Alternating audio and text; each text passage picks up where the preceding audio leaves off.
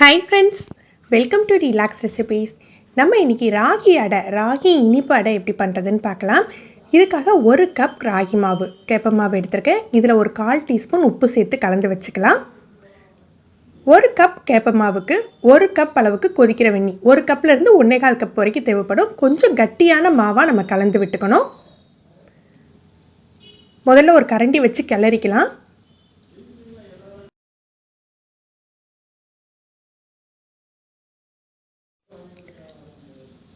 கொஞ்சம் ஆறட்டும். கை பொறுக்கிற சூடு வந்தாக்கில் நம்ம கையால் அழுத்தி பிசைஞ்சிக்கலாம்.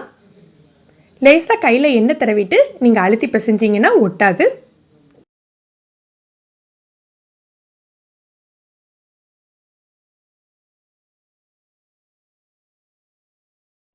இன்றைக்கி கொஞ்சம் கட்டியான மாவாக தான் பிசைஞ்சு எடுத்துருக்கோம்.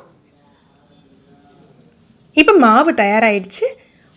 ஒரு 4 டேபிள் ஸ்பூன் அளவுக்கு தேங்காய் துருவல் எடுத்துருக்கேன். ஒரு கப் மாவுக்கு 4 டேபிள் ஸ்பூன் தேங்காய் துருவல் கரெக்டாக இருக்கும். இதில் 4 டேபிள் ஸ்பூன் அளவுக்கு பவுட்ரு பண்ண வெல்லம் சேர்த்துக்கிறேன். நீங்கள் நாட்டு சர்க்கரை கூட இதுக்கு பதிலாக சேர்த்துக்கலாம். இதில் 1/4 டீஸ்பூன் ஏலக்காய் தூள் சேர்த்துக்கிறேன். நம்ம சுக்கு பொடி கூட சேர்த்துக்கலாம். இதை நல்லா மிக்ஸ் பண்ணி விட்டுடலாம். நம்ம வெல்லத்தை தட்டி சேர்த்துக்கிறதுனால லேசான ஒரு ஈரப்பதம் இருக்கும். நீங்கள் ஸ்பூனால் மிக்ஸ் பண்ணுறதை விட கையால் இந்த மாதிரி கலந்து விட்டிங்கன்னா ஒன்று போல் சேர்ந்துடும்.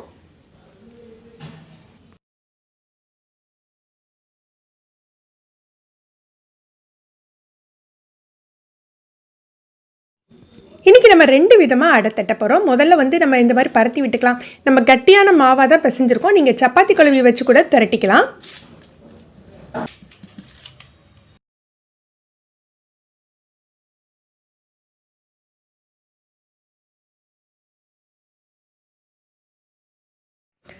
இதுக்கு நடுவில் நமக்கு தேவையான அளவுக்கு நம்ம பூரணத்தை பரத்தி விட்டுக்கலாம். இன்னொரு அடையை மேலே வச்சு நம்ம மூடிக்கணும்.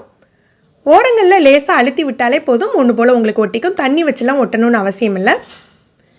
நம்ம எண்ணெய் தடவுறதுக்கு பதிலாக கையில் நெய் தடவிட்டு பண்ணிங்க அப்படின்னா இந்த அடை இன்னுமே வாசமாக இருக்கும்.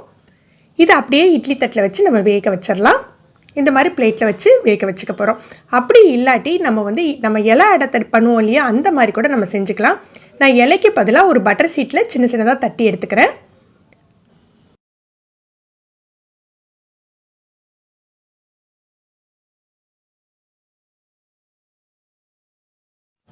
இதை இலை அடை மாதிரியே மடக்கிட்டு நம்ம ஓரத்தை கட் பண்ணி விட்டுறலாம்.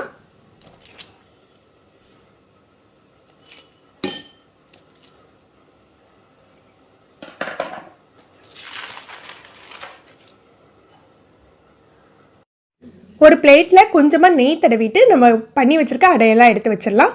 நம்ம கொதிக்கிற வெந்நியை விட்டு பிசைஞ்சிருக்கிறதுனால இதெல்லாம் சட்டுன்னு வெந்துடும். ஒரு 8லேருந்து 10 நிமிஷத்துலேயே உங்களுக்கு வெந்துடும்.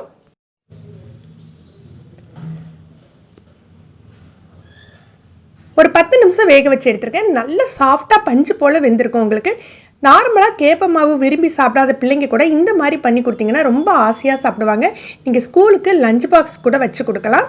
ஃப்ரெண்ட்ஸ், நீங்களும் இந்த ரெசிபி ட்ரை பண்ணி பாருங்கள். இந்த வீடியோ உங்களுக்கு பிடிச்சிருந்ததுன்னா மறக்காமல் லைக் பண்ணி ஷேர் பண்ணுங்கள். தேங்க்யூ.